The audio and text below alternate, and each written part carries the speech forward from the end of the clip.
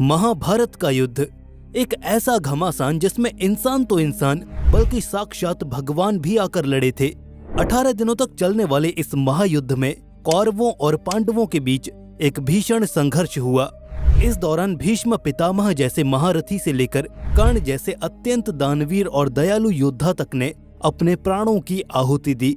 दुर्योधन के घमंड का नाश हुआ और शकुनी के छल का अंत।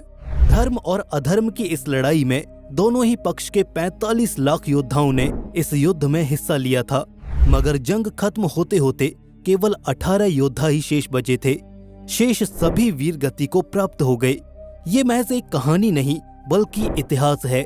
इतिहास की एक ऐसी कथा है जो आदमय साहस, भीषण संघर्ष, छल कपट और सही गलत की समझ की गाथा सुनाती है। दोस्तों, आज हम आपके सामने वो सबूत पेश करेंगे जो इस बात की चीख चीख कर गवाही देंगे कि ये महाभारत वास्तव में कुरुक्षेत्र में लड़ा गया था। ये वो सबूत हैं जो आर्कियोलॉजिस्ट और रिसर्चर्स को अपनी एक्सपेडिशंस के दौरान मिले। इन्हीं सबूतों के आधार पर यह कहा जा सकता है कि महाभारत का युद्ध वास्तव में आज से करीब 5000 वर्षों पूर्व हुआ था। हिंदू स्क्रिप्चर्स के अकॉर्डिंग ये वॉर कुरुक्षेत्र, जो आज की डेट में मॉडर्न स्टेट ऑफ हरियाणा में मौजूद है, वहां आज से 5000 साल पहले एग्जैक्टली 3137 BCE में लड़ा गया था। हिंदू धर्म के सबसे मशहूर और पवित्र ग्रंथ गीता में इस युद्ध का विस्तृत वर्णन देखने को मिलता है। ये ग्रंथ युद्ध भूमि में खड़े भगवान श्री कृष्ण और अर्जुन के बीच हुई कम्युनिकेशन को डॉक्यूमेंट करता है। सबूत नंबर 1, नक्षत्रों और तारों की गवाही। दोस्तों, कहते हैं कि तारे झूठ नहीं बोलते, ये सबके राज जानते हैं। लेकिन सोचिए क्या हो अगर खुद ब खुद ये तारे महाभारत की सत्यता की गवाही दें तो। शायद ये बात आपके लिए चौंकाने वाली हो, मगर ये 100% सच है कि महाभारत में बहुत से ऐसे एस्ट्रोनॉमिकल ऑब्जर्वेशंस का विवरण है। वेदव्यास जी द्वारा रचित महाभारत को अगर आप ध्यान से पढ़ेंगे तो पाएंगे कि इस पूरे ग्रंथ में एक नहीं बल्कि कई बार तारों और नक्षत्रों की दिशाओं और व्यवस्थाओं का वर्णन किया गया है। ये कुछ वैसा ही है जैसा हम आज की तारीख में डेट्स डालकर करते हैं। मसलन अगर आज कोई घटना होती है तो उस घटना के साथ एक तारीख जुड़ी होती है और यही तारीख इस घटना को इतिहास में एक स्थान दिलवाएगी। पुराने दौर में ठीक यही काम तारों और नक्षत्रों की दिशाओं के विवरण के साथ किया जाता था। फॉर एग्जाम्पल, जिस दिन कर्ण की मौत हुई उस दिन धरती के आकाश में नक्षत्रों की स्थिति कुछ ऐसी थी। And here is the story takes twist. आज की डेट में टेक्नोलॉजी इतनी ज्यादा डेवलप हो चुकी है कि कुछ ऐसे कंप्यूटर सॉफ्टवेयर्स मौजूद हैं जो पूरे के पूरे यूनिवर्स का एक सिमुलेशन प्रोवाइड करते हैं। और आप चाहें तो खुद भी इन सॉफ्टवेयर्स में किसी भी स्टार या कॉन्स्टेलेशन की पोजीशन डालकर ये चेक कर सकते हैं कि क्या कभी पास्ट में स्टार्स की ऐसी फॉर्मेशन बनी भी थी या नहीं। अगर बनी थी तो उस दिन एग्जैक्टली क्या डेट थी। इन सब सिमुलेशंस का इस्तेमाल करके महाभारत में डिपिक्टेड कॉन्स्टेलेशंस और स्टार क्लस्टर्स की पोजीशन को चेक किया गया तो वो पूरा टाइम फ्रेम असली निकला। यानी महाभारत का युद्ध जिस भी टाइम फ्रेम में क्लेम किया जाता है वाकई वो उसी वक्त घटित हुआ था।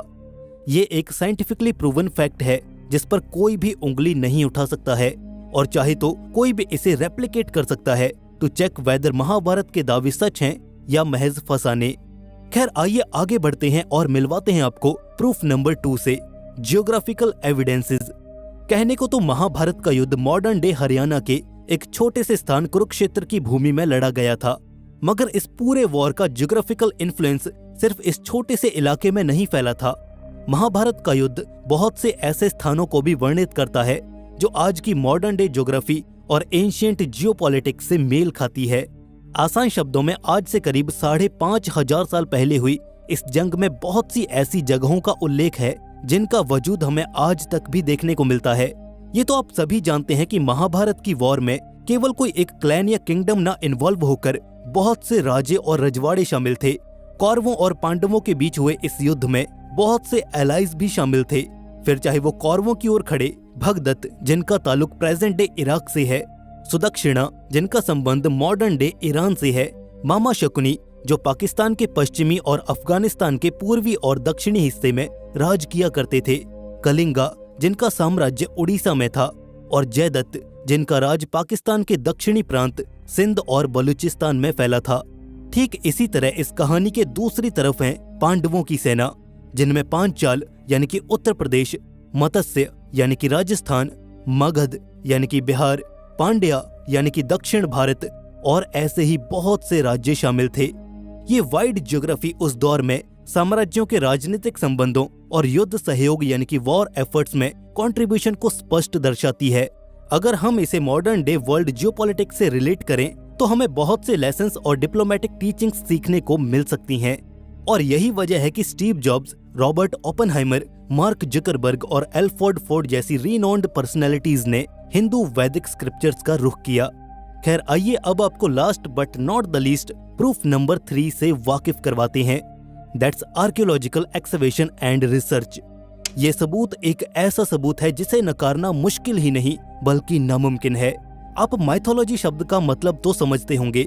वेल इट मीन्स मिथक यानी मन घड़ंत और झूठी कहानियां। पिछले कई सालों में इस शब्द की आड़ लेकर हजारों बार सनातन संस्कृति और पौराणिक ग्रंथों पर सवाल उठाए गए, उन्हें काल्पनिक और किंवदंती बताया गया। परंतु वास्तव में इन सभी दावों की कमर तब टूटी जब इन पर आर्कियोलॉजिकल सर्वे ऑफ इंडिया और कुछ इंडिपेंडेंट रिसर्चर्स की टीम ने खोजबीन शुरू की। इस कड़ी में उन्हें वहां पर बहुत से ऐसे प्रमाण मिले जिसने महाभारत के युद्ध की प्रामाणिकता पर मोहर लगाई। फॉर एग्जाम्पल, अगर पास्ट में इतनी मैसिव वॉर हुई थी तो उसमें इस्तेमाल होने वाले अस्त्रों और शस्त्रों का कोई न कोई सबूत तो बाकी होगा ही। कोई हथियार, कोई तीर या फिर कुछ ऐसा जो इस जंग की गवाही देता हो। शायद यही सोच रही होगी इन रिसर्चर्स के जहन में जब ये इस आर्कियोलॉजिकल साइट का एक्सकेवेशन करने आए। दिल्ली, हरियाणा, उत्तर प्रदेश और बिहार के तमाम हिस्सों में बेहद मैसिव स्केल पर यह आर्कियोलॉजिकल प्रोग्राम चलाया गया जिसमें बहुत सी मेजर और माइनर साइट्स की खुदाई हुई। इसके अंतर्गत इन जगहों पर मिलने वाले प्राचीन सबूतों को ASI यानी कि आर्कियोलॉजिकल सर्वे ऑफ इंडिया ने खुद अपनी लेबोरेटरीज में एग्जामिन किया और उन्हें अपने इस एग्जामिनेशन के बाद चौंकाने वाले तथ्यों से रूबरू होने का मौका मिला। कुरुक्षेत्र में जहां ये युद्ध लड़ा गया था वहां से वैज्ञानिकों ने लोहे के बने तीर और बाण बरामद किए। जब थर्मोल्यूमिनेसेंस टेक्निक द्वारा इन तीरों की उम्र पता लगाई गई तो ये आज से करीब 4800 साल पुराने निकले, जो कहीं न कहीं महाभारत के डॉक्यूमेंटेड टाइम फ्रेम के बेहद नजदीक दिखाई दिए। दैट्स नॉट ऑल, इसके अलावा जमीन के नीचे खुदाई के दौरान कुछ ऐसे अर्थनवेयर्स मिले जिन्हें आज तक भी टेस्ट किया जा रहा है। हिस्टोरियंस और आर्कियोलॉजिस्ट का ये मानना है कि ये तमाम चीजें या तो महाभारत की जंग से सीधे तौर पर या फिर उस काल के सामान्य लोगों से संबंध रखती हैं। इन ठोस सबूतों के साथ ही Dwarka the drowned ancient city भी एक जीता जागता सबूत है जिसने महाभारत के हक में गवाही दी। ठाकुर जी यानी कि लॉर्ड कृष्णा का शहर द्वारका एंशिएंट हिंदू टेल्स का एक वाइटल एलिमेंट है। बताया जाता है कि जब श्री कृष्ण ने द्वापर युग में पृथ्वी को छोड़कर स्पिरिचुअल वर्ल्ड का रुख किया तो उनके पीछे काली युग की शुरुआत हुई, जिसके चलते द्वारका और इसके नगर निवासी समंदर के आगोश में समा गए। इस स्टोरी को जब रियलिटी से ज्वाइन किया गया तो एक मैजेस्टिक कनेक्शन निकलकर सामने आया। आर्कियोलॉजिस्ट ने यह पाया कि वाकई सी के अंडरनीथ कुछ ऐसा है जो कृष्ण भगवान की इस कहानी से मेल खाता है।